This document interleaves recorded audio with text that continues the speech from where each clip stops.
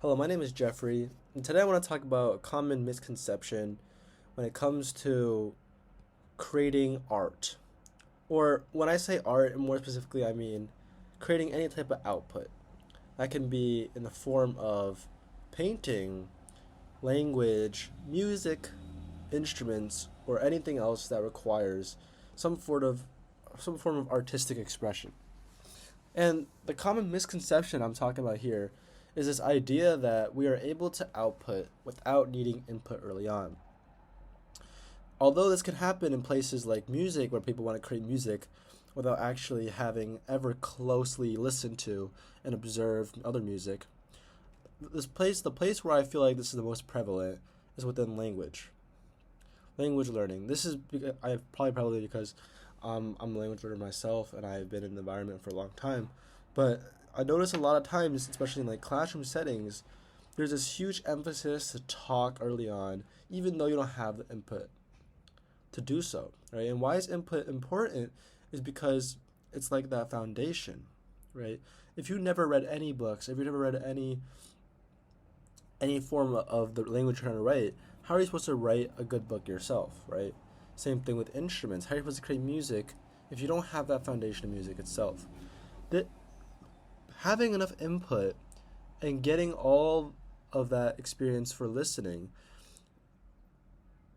helps build a foundation that is required for you to build off and create your own creativity and have your own creativity. And when I mean input, it's also another misconception that might come about is that input here is not just unconsciously or not like carelessly listening to things or like just carelessly absorbing information. It's about actually closely reading or closely observing.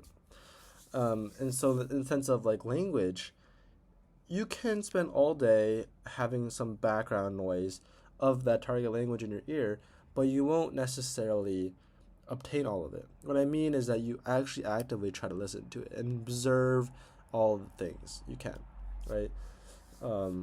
And that's what I mean by input. That's another misconception that I might want to put out. But, you know, the reason why this is a misconception in the first place is that we rarely are ever told the stories of people who create art and how they got there, right? If we're listening to, like, talking about artists who make music, we rarely hear about how they got to that point, but we always hear their end result. And we always think to ourselves, oh, we see the result, but we never see the input phase, and that may make it seem like they've only done output and no input. But in reality, it's just not televised or it's just not publicized that they spend the hard work listening before they actually create anything because it's not interesting, right? We can think about big idols like the big bands like Beatles, who have received influence from, and they said themselves, from like Chuck Berry, Little Richard, Buddy Holly, and Elvis Presley before they are ever able to create their own kind of creative vibe. And even me personally, although it might not be the best example, is that when I first started learning my language, the language I was trying to learn, in the beginning when I didn't have any foundation, it was very hard to output words. But after I spent like 2 years of just doing pure immersion, of doing a lot of input, even though I didn't practice that much output, it came a lot more naturally. And those two examples try to fortify the reason why it's so important to have that foundation.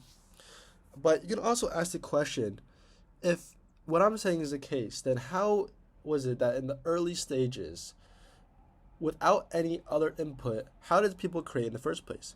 And in that situation, I think this is kind of an exception, but those people could have created lower quality work, right? Let's say the first music to ever be created.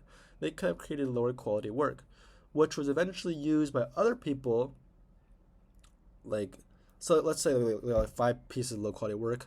Some else person can listen to those low quality pieces of work and make their own thing off base of what they saw there and pick the best things out of it. And then the person above them can use the new database of like 100 pieces of music and pick the best things they have from there. And from on, what the people pick and what the people will choose to use is kind of like natural selection. They'll use the things that they feel like are the best. And that kind of just goes on until the point we get to now, where if you don't ever listen to music or you don't ever listen to any form of the input, then it's really hard to create something that's high quality. In conclusion of my video, it's just that the point is we have to get over the misconception that we don't need a huge amount of input before we try to create things. If you're trying to become a good writer, you need to value the input of reading books, reading other people's work, and seeing how you can apply that to your own style. In language, make sure you learn enough input, enough listening comprehension, reading comprehension before you ever try doing it yourself. And those are some just general ideas. Obviously, there could be exceptions to those, and some loopholes you could do. Like for language, you could there is methods where you can do output before a significant amount of input, but I won't get into that. That was just for my video. Like always, if you have any types of rebuttals, please let me know in the comments. Thank you.